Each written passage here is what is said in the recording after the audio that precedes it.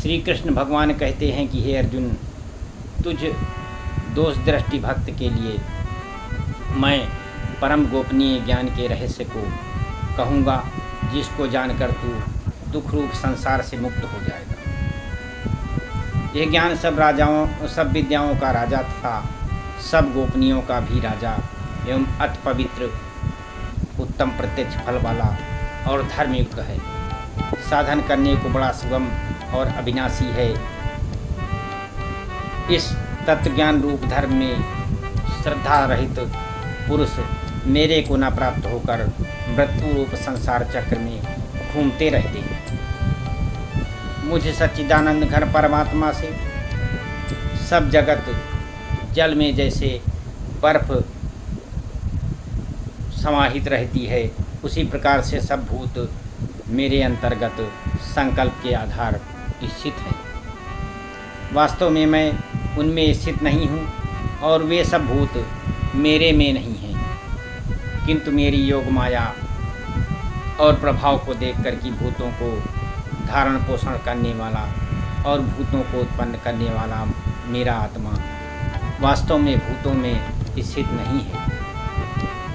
जैसे आकाश से उत्पन्न हुआ चारों तरफ घूमने वाला वायु सदा ही आकाश में स्थित है, वैसे ही मेरे संकल्प द्वारा उत्पत्ति वाले होने से ये सब भूत मेरे में स्थित हैं। इस प्रकार से तुम जान। कल्प के अंत में सब भूत मेरी प्रकृति को प्राप्त होते हैं, अर्थात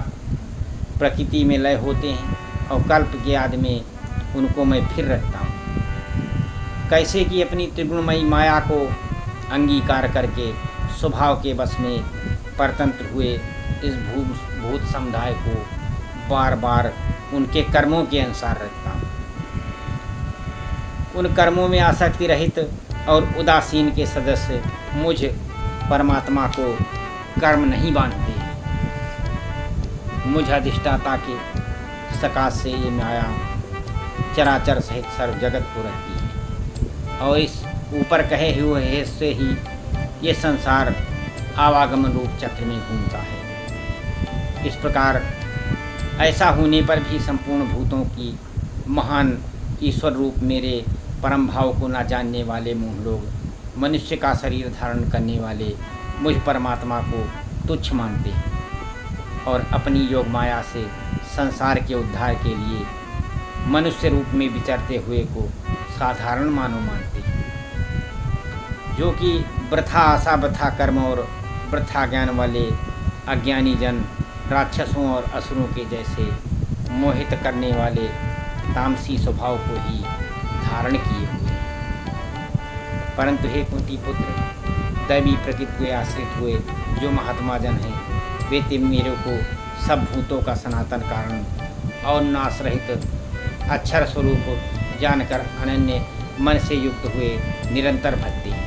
वे दृढ़ निश्चय वाले भक्तजन निरंतर मेरे नाम और गुणों का कीर्तन करते हुए तथा मेरी प्राप्ति के लिए प्रयत्न करते हुए और मेरे को बारंबार प्रणाम करते हुए सदा मेरे ध्यान में युक्त हुए अनन्य भक्ति से मुझे उपासते हैं। उनमें कोई तो मुझ विराट स्वरूप परमात्मा को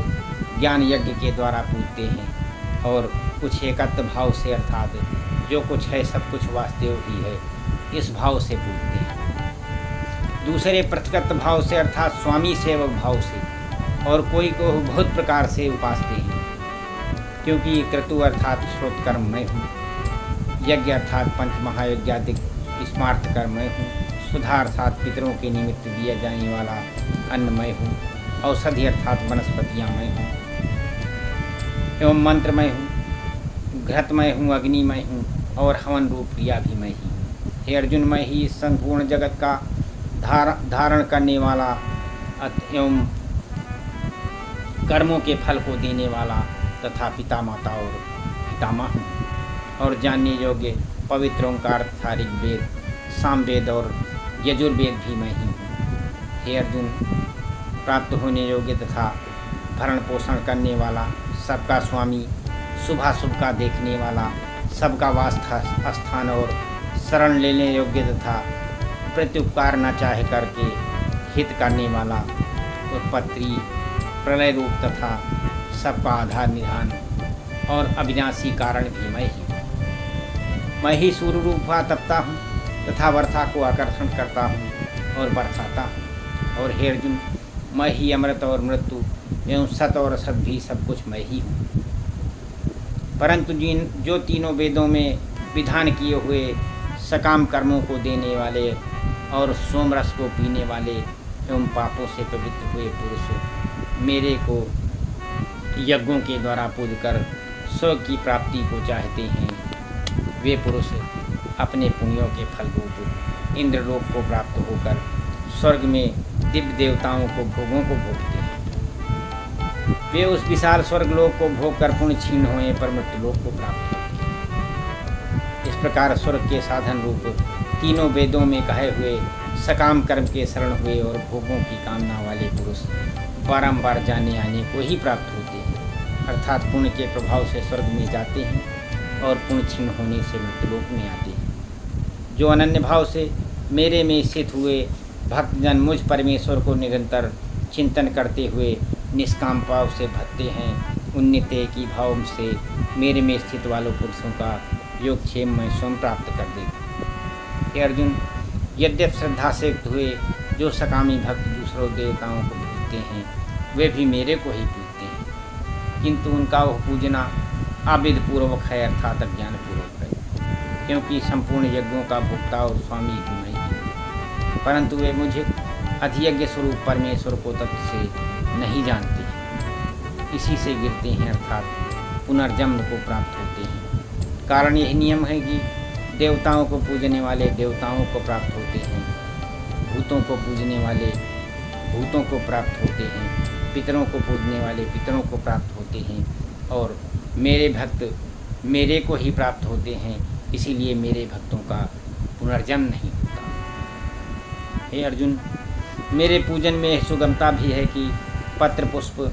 फल जल इत्यादि जो कोई भक्त मेरे लिए प्रेम से अर्पण करता है, वो शुद्ध बुद्धि निष्कामी प्रेमी भक्त का प्रेम पूर्वक अर्पण किया हुआ वो पत्र पुष्पादिक में सगुण रूप से प्रकट होकर के प्रीत सहित खाता। इसलिए हे अर्जुन, तू जो कुछ कर्म करता है, जो कुछ खाता है, जो कुछ हवन करता है, जो कुछ दान देता है और जो कुछ स्वधर्माचरण रूप तप कर्म करता है, वो सब मेरे अर्पण कर। इस प्रकार कर्मों को मेरे अर्पण करने रूप संन्यास योग से युक्त हुआ मन वाला तू शुभाशुभ फल रूप कर्म बंधन से मुक्त हो जाएगा और उनसे मुक्त हुआ मेरे को ही प्राप्त होगा। यद्यपि वे सब भूतों में संभाव से यद्यपि मैं सब भूतों में संभाव से व्यापक हूँ, न कोई मेरा प्रिय है और न कोई प्रिय है, परंतु जो भक्त मेरे को प्रेम से भजते हैं वे मेरे में और मैं उनमें प्रत्यक्ष रूप से प्रकट हूँ। मेरी भक्ति का और भी प्रभाव सुन, यदि कोई अस्य दुराचारी भी अनन्य भाव से मेरा भक्त हुआ मेरे को निरंतर भजता है तो भी साधु ही मानने योग्य है, क्योंकि यह यथार्थ निश्चय वाला है कि उसने भली प्रकार निश्चय कर लिया है कि परमेश्वर के भजन के समान अन्य कुछ भी नहीं है, इसलिए वो शीघ्र ही